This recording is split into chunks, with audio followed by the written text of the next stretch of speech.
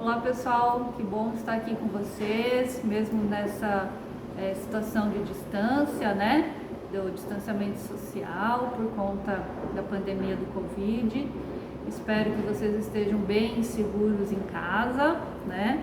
Não é a melhor situação, gostaríamos de estar aqui, né? Imagino que vocês estão com saudade do laboratório também. Nós ainda temos essa oportunidade de vir aqui cheirar um formol, né? E vocês vão acompanhar aí de casa o que nós preparamos aqui para a aula de hoje, que vai ser sobre o filo molusca.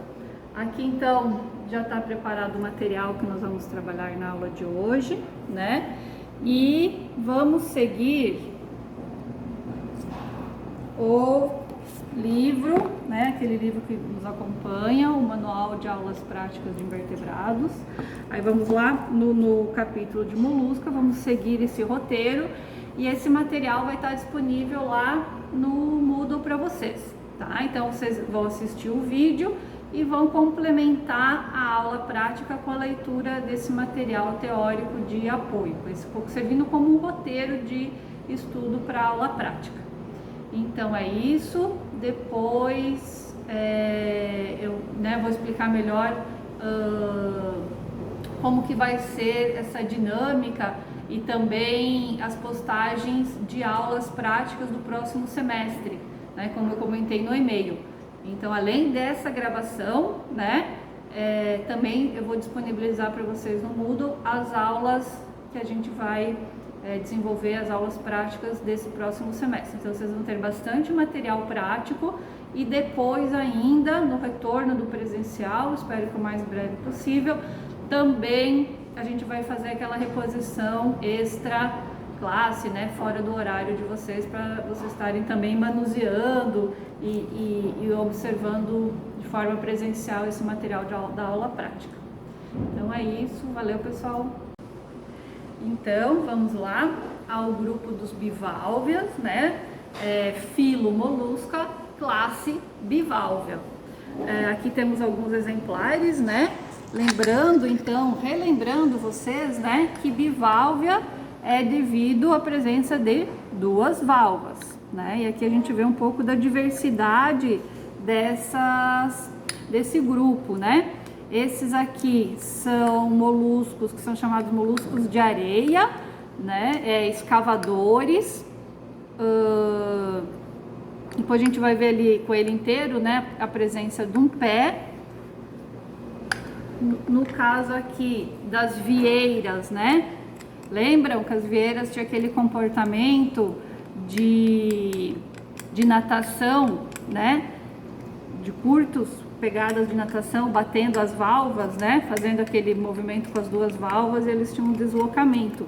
Presença de um músculo adutor bem presente, depois vamos estar avaliando, só estou dando um geral, né? Para dar uma introdução.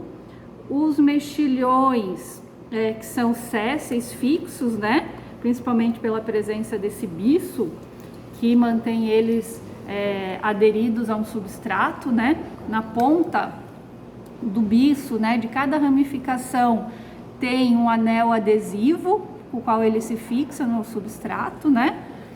Depois vamos falar mais também. Então, é só para ver um pouco da diferença. Então temos moluscos bivalves escavadores, moluscos livres natantes, né, com capacidade de uma natação moderada, moluscos sésseis e aqui todos marinhos, né? E aqui um exemplo do molusco de água doce, né? Também bivalva, composto aí por duas valvas.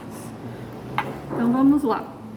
Essas valvas, né? Elas são ligadas por um umbo, né? Para essa parte dorsal. A presença desse umbo, desse bico, né? É onde faz a ligação das valvas. E aí tem a presença de dentes e charneiras, e esses charneiras são ranhuras, né? E dentes são essas projeções, né, em 3D aqui para fora. E aí o que acontece? Na hora que as valvas se juntam, esses dentes se complementam, e aí faz como um efeito chave e fechadura, e por isso que dá esse movimento de articulação das valvas. Esse umbo é a parte mais antiga das conchas, né? Lá da larvinha, a partir da larva trocófora, lembram? Dos moluscos, Cnolophotrochozoa, a larva vai desenvolver um embrião, né? Esse embrião vai formar uma concha bem fininha e a partir daquele início da concha vão se formando, né, essas camadas, essas linhas de crescimento da concha a partir da borda do manto. Tudo relembrando, né, pessoal, que a gente parou na teórica lá no semestre passado, mas depois a gente vai ver a borda do manto e aquela borda do manto que vai secretando essas novas linhas de crescimento. E por isso que fala que o umbo é a parte mais antiga da concha, né? Porque a partir dessa pontinha desse umbo que a borda do manto vai secretando conchonilha, né? Que é a proteína que forma a concha, captando carbonato de cálcio do ambiente e vai impregnando carbonato de cálcio junto com a conchonilha e vai formando a concha. Lembram das camadas, né? Que a concha ela tem 3 camadas, uma camada superficial, epistrato, ostraco, né? E a camada mais interna que é a anacarada. E essa parte do epistraco, né? É a parte mais orgânica, né? É onde tem ainda compostos orgânicos. Nas camadas intermediárias, a camada mais interna nacarada, né? Elas são formadas basicamente por carbonato de cálcio. Então aqui está um exemplo de um bivalve, né? E aí essa ligação das duas conchas, elas são variadas dependendo da espécie, né? Nesse caso aqui, dessa espécie de vieira, que é a espécie zigue-zague, né? Até pode parecer que essas duas abas laterais aqui, que essa está quebrada, né? Mas na verdade não é. A espécie é caracterizada por essa diferente formação dessas abas laterais ao umbo, né? Aqui não dá para ver muito bem a presença do umbo, porque tem umas impregnações de craca, né? Mas o umbo tá bem aqui na pontinha, e aí nesse caso o umbo tem umas expansões laterais formando essas abas heterogêneas, que elas são diferentes de um lado para o outro, né? Mas da mesma forma tem a charneira e os dentes aqui no umbo, que faz a ligação para esse movimento. Da mesma forma, o mexilhão. Vou aproveitar aqui o exemplo do mexilhão para chamar a atenção para a posição do umbo, né? Nesses 2 exemplares que a gente viu, o umbo ele está posicionado na região dorsal, né? Então, e o umbo ele auxilia justamente para a gente definir essa posição anatômica. Dorsal, onde tem o umbo, ventral, né? Contrário do umbo. E para o lado que o umbo está mais pendente é a região anterior e contrária a essa tendência, né? De pender o umbo é a região anterior e posterior. Depois a gente vai ver essa anatomia aí da filtração, né? E aqui no caso do mexilhão, por causa do que ele é fixo, né? Que ele se fixa com o biço, e o biço tá bem nessa posição aqui da região do umbo, né? O biço tá aqui, tá arrebentado, mas estaria por aqui, né? A região do umbo tá posicionando, na verdade, servindo para a gente localizar a posição da boca, ao contrário desses outros moluscos bivalves escavadores, quando é séssil, né, a posição da boca, a posição do umbo está orientando também a posição da boca. Então, internamente, né, no corpo mole, depois a gente vai ver, a boca estaria posicionada aqui, e aqui é a região posterior, ou seja, a água entra por aqui, circula, passa pela boca, onde faz a alimentação, e sai posteriormente de novo. Lembrando lá daquele sistema de filtração, né? E da mesma forma, esse bivalve escavador de água doce, né?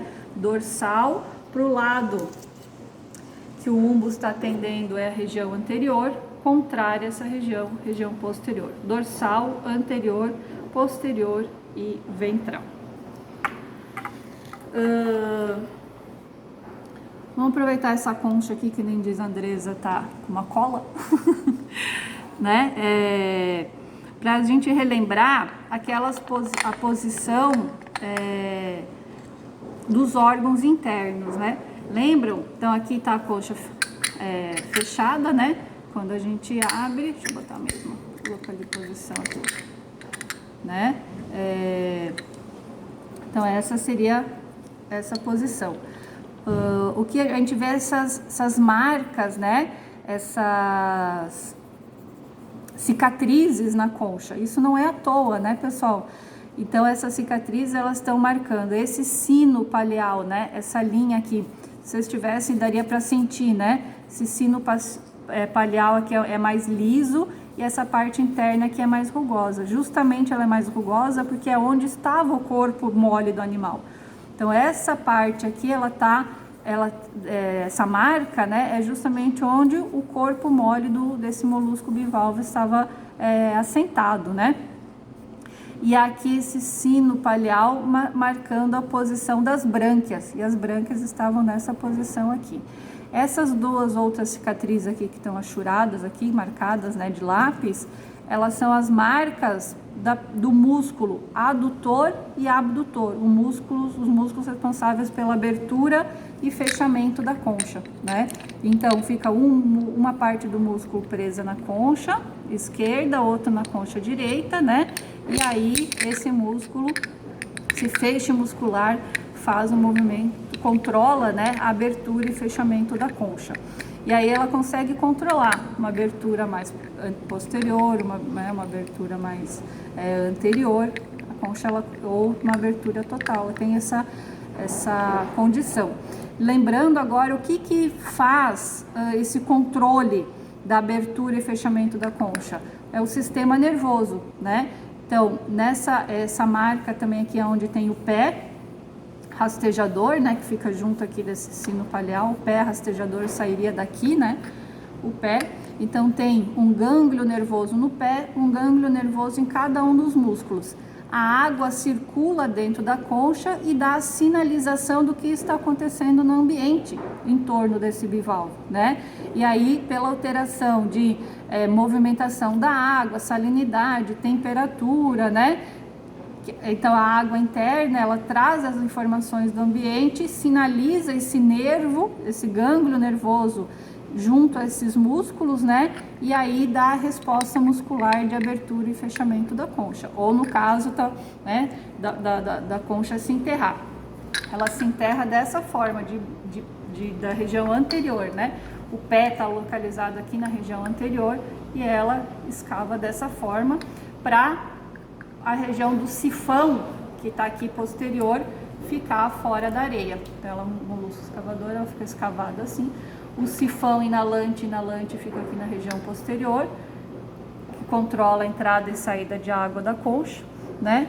E aí, essa seria a posição dela no ambiente. Então, essas cicatrizes, né? Elas estão trazendo a informação para a gente, né? Da posição dos músculos, da brânquia, do pé rastejador e da onde estava posicionado o corpo mole desse molusco. E lembrando que essa borda aqui é onde estava a borda do manto, que é responsável pela formação da concha. E esse corpo mole, né, tecnicamente é chamado de manto. Vamos ver se aqui a vieira, ela também também tem a cicatriz aqui do corpo, só que ela é menos evidente porque pelo tipo de comportamento e posição, né? A vieira, ela fica assim, ela não se enterra, ela fica sobre a areia. O máximo que ela faz é o próprio movimento da areia, pode soterrar ela, né? Em alguns momentos, mas aí ela se desenterra também, porque a ideia, ela é uma espécie epibentônica, que vive sob, né, o substrato, diferente daquele outro bivalve que a gente viu, que é endofauna, ela se enterra. E aí, a única marca maior que fica é do manto e aquela presença de um músculo adutor bem forte, que a gente vai ver depois no estudo anatômico da vieira. Eu acho que é isso da vieira. E aqui do mexilhão, a gente vê as cicatrizes, né, deixa eu colocar aqui na posição anatômica, né? Região anterior, posterior, dorsal e ventral. E aí tem a presença aqui dos músculos, né? Também da cicatriz do músculo adutor, do músculo abdutor. Essa parte aqui mais marcada, né? É onde estava o manto, o corpo mole do animal. E aqui, ó, também nas duas valvas tem essa cicatriz do músculo, né? Que é responsável pela abertura e fechamento da concha. Acho que era isso dessa parte, né? Então, vocês façam a leitura no livro da parte de biválvea complementar, né? Acompanhando os esquemas didáticos aqui, que mostra todas essas partes que a gente acabou vendo nesse material. E aí a leitura do capítulo aqui vai auxiliar para complementar essa parte prática. Olá, então vamos lá. Seguindo aqui o nosso roteiro, ainda dentro de biválvea. Vou ficar cega, mas não para. Dentro de biválvea, ainda, né? Filo molusca, classe biválvea. Agora vamos ver um pouco da anatomia, né? Primeira parte vimos a parte da concha e modos de vida, e agora um pouco da anatomia e fisiologia de biválvea. Começando então, deixa eu tirar esse livro para não pingar em cima. Com biválvea, né? Com mexilhão, lembrando lá a posição anatômica, né? Umbo para a esquerda, representando então a região anterior, dorsal, ventral, anterior e posterior. Então, aqui, ventral, o biço, aquele órgão de fixação. Então, isso aqui não é uma raiz, não é vegetal, tá, pessoal? Não é alga, faz parte. Deixa eu esconder aqui. Já vou mostrar para vocês da onde sai o bicho, mas ele é interno, né, no mexilhão. E aí nessa posição ele fica fixo no costão rochoso ou qualquer substrato duro, né? Aí lá com a musculatura interna, né, que a gente já viu a cicatrização nas conchas, eles fazem o controle da abertura e fechamento das valvas. E aí internamente, ó, vamos ver como é que fica no vídeo, né? A gente tem aqui a borda do manto, e aí quando ele faz a abertura da concha, a borda do manto tem duas entradas, que é o sifão inalante na região ventral e um sifão exalante dorsal. Então, a água entra abre a concha, entra pelo sifão inalante, circula dentro do animal, passa pelas brânquias, já vamos ver internamente. Aí aqui tem a anterior, tem a boca, né, onde faz o processo de alimentação, as partículas entram na boca, passa pelo estômago interno, pelo intestino e sai pelo ânus, que termina mais ou menos por aqui o ânus, e a água sai pelo sifão exalante, eliminando as fezes internas do animal. Então vamos abrir aqui. Está assim, né? Mas deixa eu manter aquela posição aqui.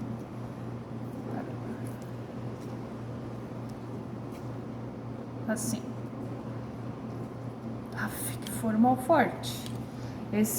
Disso vocês estão livres, não estando aqui cheirando esse formal. Porque tá sem água na pia do laboratório, não deu para lavar o material. E aí nós estamos no formal mesmo. Então aqui, até vou soltar aqui. Então eu vou tirar. Tirei a concha superior. E o que nós temos aqui? Uma análise anatômica do mexilhão. Borda do manto. Tudo isso, manto, corpo mole. E aqui a borda do manto, que é responsável por secretar a concha, ó. Lembra que tinha aquela marca na concha, né? Que é justamente nesse limite, ó, onde está o corpo mole, deixa uma cicatriz, ó, porque fica fortemente aderido na concha. E aí deixa uma cicatriz, né? E conforme o animal vai se alimentando, vai ganhando tamanho corporal, o manto vai secretando conchunilha, impregnando o carbonato de cálcio do ambiente e formando novas linhas na concha. Tendo maior tamanho da concha, ele tem mais espaço para crescer em tamanho corporal, em massa, em tamanho do manto e desenvolver as vísceras, né? Então aqui a borda do manto, que até dá para ver aqui, ela é toda rugosinha, né? Formado por várias glândulas secretoras. Aqui, se vocês tivessem, né? Vão poder perceber, quando vocês fizerem presencial, a presença do músculo, aquele que deixa a cicatriz na concha, né? A gente olhar aqui, ó, na válvula aqui embaixo, aqui tá a cicatriz, ó, dele, né? E aqui o outro músculo. E esses dois músculos que são responsáveis, ele é bem rígido, bem muscular, rígido como um músculo mesmo, são responsáveis pela abertura e fechamento da concha. Tudo isso aqui, manto. O que a gente vê aqui, percebe, né? Esse mais esbranquiçado desenvolvido é o início do desenvolvimento da gônada, né? Então, mostrando que esse indivíduo, ele está na fase de maturação sexual, né? Se ele tivesse juvenil, depois eu posso até tentar abrir ali um juvenil, não tem essa massa densa, esbranquiçada, é apenas uma películazinha, né? Que forma esse corpo mole. Então aqui depois de falar mais da gônada, eu tenho outro material para mostrar da gônada. Mas aí a gente levanta esse manto, né? E o que nós temos aqui são justamente as brânquias, né? Que ficam na região ventral. Então aqui as brânquias formadas por quitenídeos, lembram? Esses filamentos branquiais, que são os quitenídeos, né? E se a gente colocasse no microscópio, esses quitenídeos são todos ciliados, cheios de cílios, né? E são formados por conjuntos de 3 pentes de brânquias, ó. Uma camada,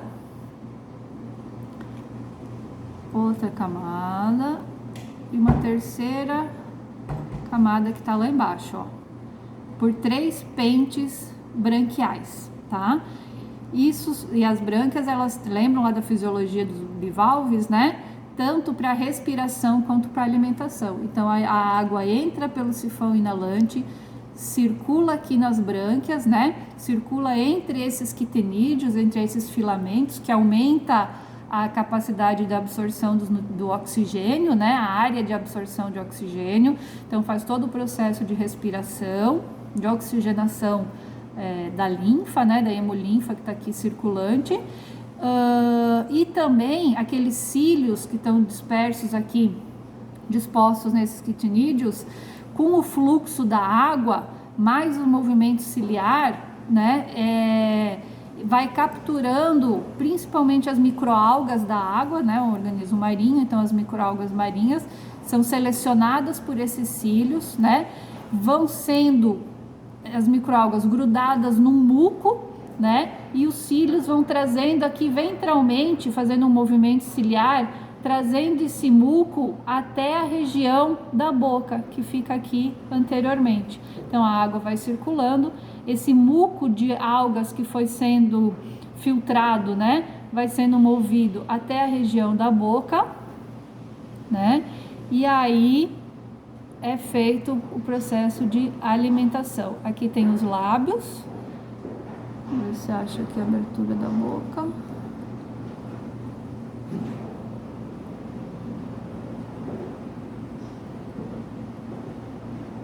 Aqui. Então, arranquei um palpo labial. Aqui está o pé. Atrapalhando um pouco, depois vou falar desse pé. Aqui.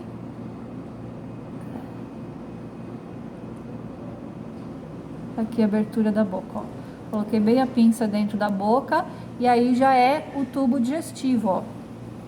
Então eu vou virar aqui e aqui, ali tá a boca, né? Aqui já é o tubo digestivo, o estômago, hepatopâncreas, né? Eu até vou estourar aqui, não tem problema, pode ter outro material. Tá com o estômago cheio de microalgas, ó. Né? Tinha um mexilhão acabado de se alimentar. Aí passa pelo estômago, onde tem o processo de digestão, hepatopâncreas, né? Faz a eliminação de enzimas para digestão. E aí também tem o estilete cristalino, né? Que é aquele órgão que é rígido e que fica ligado por um músculo. Esse estilete cristalino, ele fica fazendo como se fosse um moedor dentro do estômago, né? E auxilia a quebra daquele filamento de muco, liberando as microalgas daquele muco. Aí passa pelo estômago, entra no intestino, que é aqui. Deixa eu ver se conseguimos ver o intestino. Não quero arrebentar tanto também, bicho. Depois não consigo mostrar as outras coisas. Mas aqui tá o estômago, ainda para ver, né? O esverdeado das microalgas. O intestino vai vindo por aqui, né? Levando os resíduos da digestão e são eliminados, então, as fezes pelo ânus e a água circulante entra ventral, circula, bate aqui no fundo, né? Que aqui é fechado com o umbo, a água interna, aí faz uma recirculação aqui, sai dorsal e vai e limpa as fezes, né? E leva também as fezes para fora do corpo. Então, lembrando o processo de filtração, né? Para alimentação e respiração branquial. Aí aqui também temos um pé, né? Não, acho que aqui é a gônada ainda. É a gônada, porque toda é a formação maturando a gônada, né? E aqui é o pé, esse é o pé. O pé bem muscular, bem rígido, né? Como um pé. E olha, para surpresa de vocês, da onde sai o biço? Justamente da base do pé, ó. O biço, ele é fixo ao pé. Então, é bem grudado. Então, e eles trabalham juntos, né? Então, o biço é ligado a um músculo, aí esse músculo é projetado para fora, gruda o biço com esses discos adesivos no substrato, né?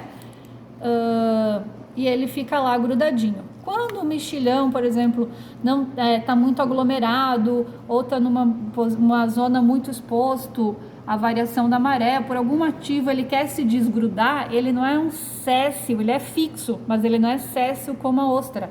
Então, com esse pé muscular, ele consegue se soltar do biço, né? Esse pé muscular é projetado para fora, ele consegue fazer um movimento de se desgrudar do biço e com o pé rastejador ele consegue fazer curtas migrações e mudar de ambiente de fixação. Diferente depois que nós vamos ver das cracas, né? Que uma vez que ela se fixou, ela não se move mais. Então, acho que isso interessante do mexilhão, que tá fácil para ver, visualizar no material. Aqui também uma outra forma, né, como eles se grudam um ao outro com o biço, né, eles vão formando esses aglomerados de conchas também, né, aqui mostrando o juvenil, ó. Daí que, né, aí que pior que ele tá maturando já, esse também, tá com a gônada já maturado. E olha esses aqui. Daí interessante também do mexilhão é o dimorfismo sexual, né? Onde a gônada masculina é diferente da feminina. Uma gônada masculina esbranquiçada e a gônada feminina laranjada, rica em vitelo, né? Me fugiu a substância, ó. Toda internamente a gônada maturada, né? E aí se fala que é um mexilhão gordo, né? Então o mexilhão pronto para o consumo, que é o que ele, da forma que ele é consumido, né? É quando ele está maturado, né? Sem essa gônada desenvolvida, o mexilhão ele é bem, né? Um corpinho bem mole, um manto bem reduzido. É a estrutura da gônada que dá esse volume corporal para o mexilhão, pensando no comestível, né? E aqui também dá para ver as brânquias, a gônada lá interna, né? Esse aqui já está mais destruído. Então vamos ver um outro exemplar. Então vimos aqui um caso, né, de bivalve fixo. No caso das vieiras, né, que vimos um pouco antes. Então a vieira, ela é epifaunal, ela vive sobre o substrato da areia, né? Então as duas valvas são iguais. Ela fica nessa posição e tem um músculo, acho que esse aqui que estava bom, né? Um músculo adutor bem presente, né? Um único músculo. Tudo isso aqui é músculo, que é a parte comestível da vieira. Deixa eu É justamente a parte comestível da vieira, é esse músculo adutor, né, que abre e fecha a concha. Essa parte mais fininha aqui é o manto, é o corpo mole. Isso tudo aqui são as brânquias. Não, aqui também a borda, o manto, a borda do manto, secretória da concha, e aqui as brânquias, ó. Também por 3 pentes de filamentos, né? E aqui é interessante ver, né, que como eles estão fora da água, os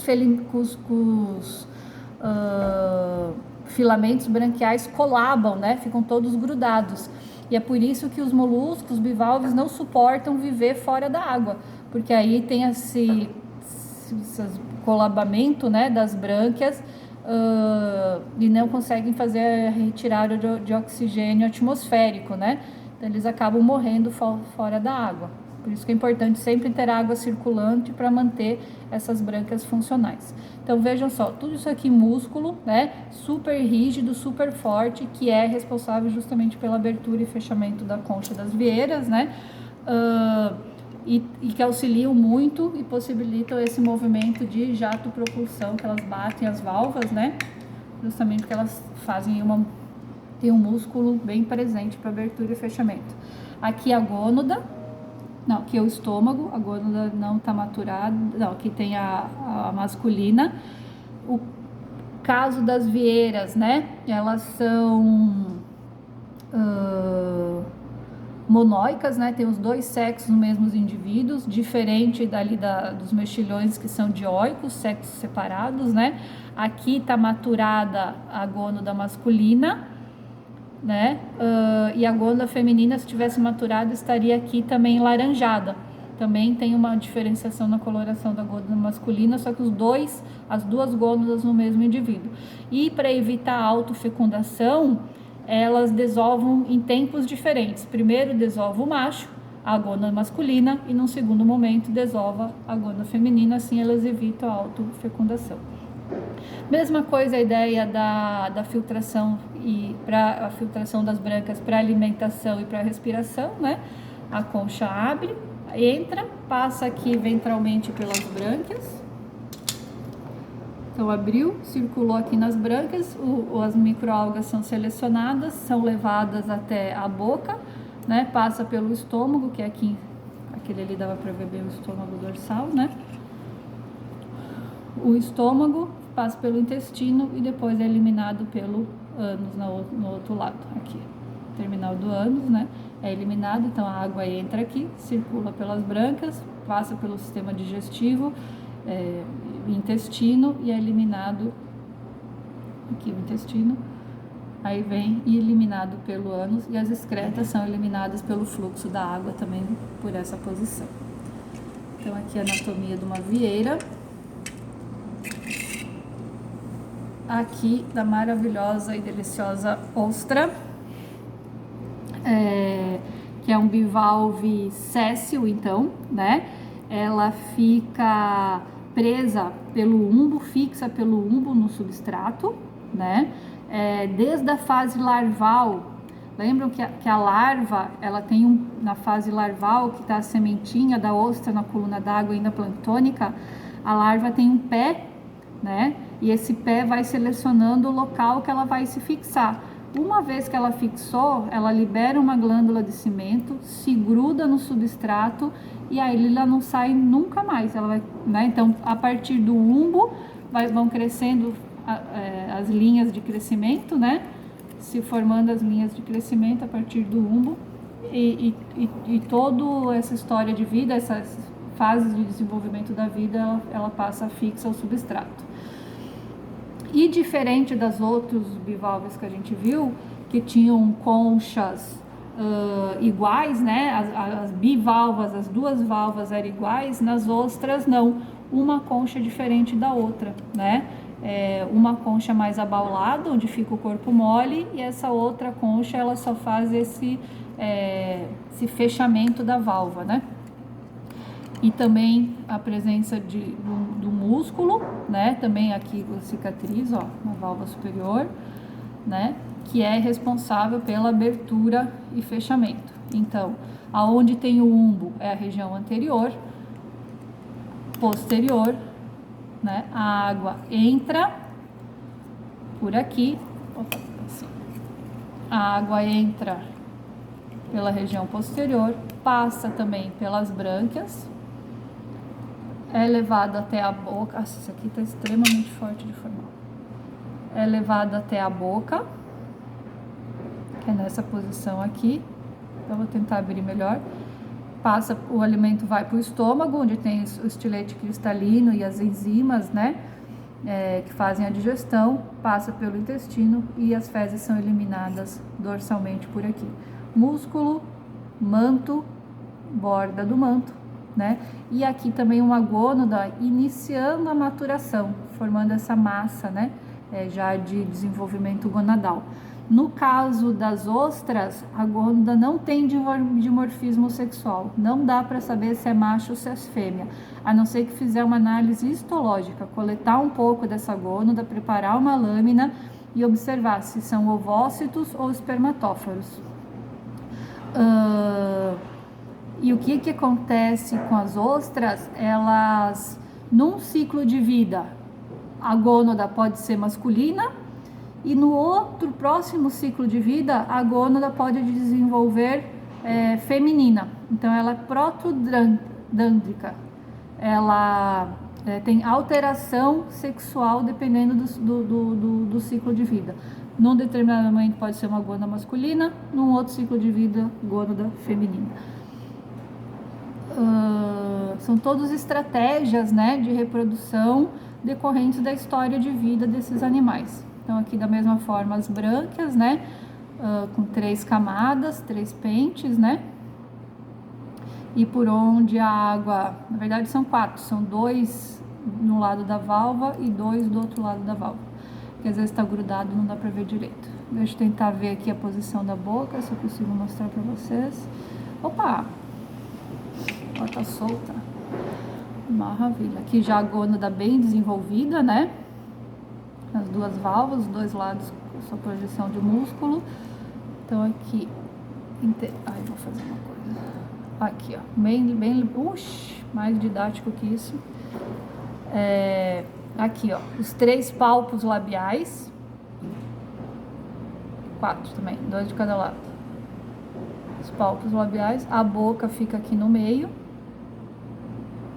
A abertura da boca, que vai dar entrada para o tubo digestivo, que é aqui nessa região. Já tô assim a posição anatômica, né? E aí o estômago tá aqui em cima, ó. O estômago tá aqui em cima e aqui a abertura da boca. E esses palpos, pode ver que eles são mais desenvolvidos na ostra do que o mexilhão, porque as ostras elas são mais seletivas. O mexilhão, o que entrar de microalgas ali, ele acaba comendo. A ostra é mais seletiva, esses palpos acabam selecionando o tipo e pelo tamanho das partículas de microalgas que ele vai ingerir, né? Então ele é mais seletiva. E aqui dentro tem um estilete cristalino, né? Que ajuda a processar essas microalgas que vêm, né, desse muco que é formado pela filtração branquial. E num ambiente com muito material em suspensão, né, que além das partículas de microalgas, também tem as partículas de sedimento, o que acontece? As brânquias vão eliminando. Deixa eu botar aqui de volta, montar aqui a ossa de novo. Se ele está num ambiente com muita material em suspensão, as brânquias também vão selecionando essas partículas de matéria orgânica em suspensão e formando pseudofezes. E aí quando elas têm abertura aqui da concha, eliminam ventralmente essas pseudofezes, que é excesso de matéria orgânica, né, filtradas pelas brânquias. Então tem as fezes, que são resíduos da digestão, e as pseudofezes, que são eliminadas, são excesso de material em suspensão que foram filtradas pela brânquia. Deixa eu botar aqui. Então, esse outro exemplar de bivalve, né? A identificação, pessoal, a gente vai fazer em outro momento, tá? Aqui é mais para fazer estudo da fisiologia e anatomia. Esse bivalve, a posição anatômica, então, umbo, lado direito, a região anterior, região posterior, ventral e dorsal. O que esse animal tem de diferente? Esse super sifão inalante e exalante, né? Então, aqui a região anterior, ele tem... Eu tô com uma dó, porque a concha é muito fininha. Mas aqui, ó, tem um pé bem muscular ventral, que ele projeta esse pé muscular para fora, se enterra, né, muito fundo. E aí, esse sifão, ele é bem elástico, né? E aí ele consegue se enterrar até 10 centímetros de profundidade e esse sifão fica lá na superfície, entrando e saindo água, que vai circular assim da mesma forma internamente aqui pelas brânquias, fazer todo aquele processo de respiração e filtração branquial, né? O alimento vai pela boca e é eliminado as fezes também pelo sifão. Então, diferente dos outros, esse é um animal super escavador. Lembra que dependendo da anatomia da concha, caracteriza já o modo de vida. Então, esse é um animal com a concha bem longilínea, né? Já mostra que ele se escava muito e esse sifão serve então para fazer essa entrada e controlar a entrada e saída da água enquanto ele está submerso, né? E aí também depois ele desenterra, vai para a superfície, desenterra de novo.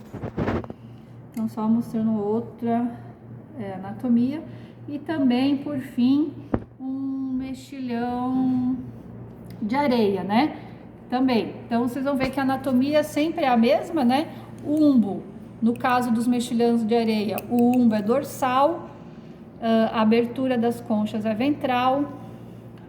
Pro lado que o umbo tá dobrado, né? Virado é a região anterior e aqui é a região posterior. Então, o que a gente espera? Que o pé muscular vai estar aqui na região anterior. Aqui, ó, um pé muscular escavador, que ele se enterra com a região anterior. Aqui na região posterior, sifão inalante e exalante, né? Aqui, ó. Aqui é só um sifãozinho mais singelo, porque ele não é um escavador de profundidade. Esses moluscos de areia, eles se enterram nessa profundidade só na areia, né?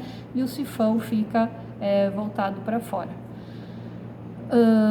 Então, o tamanho do sifão, a presença do sifão, né, vai estar também indicando o modo de vida desses animais. Assim como os outros que nós... Acho que era outra que estava aberta.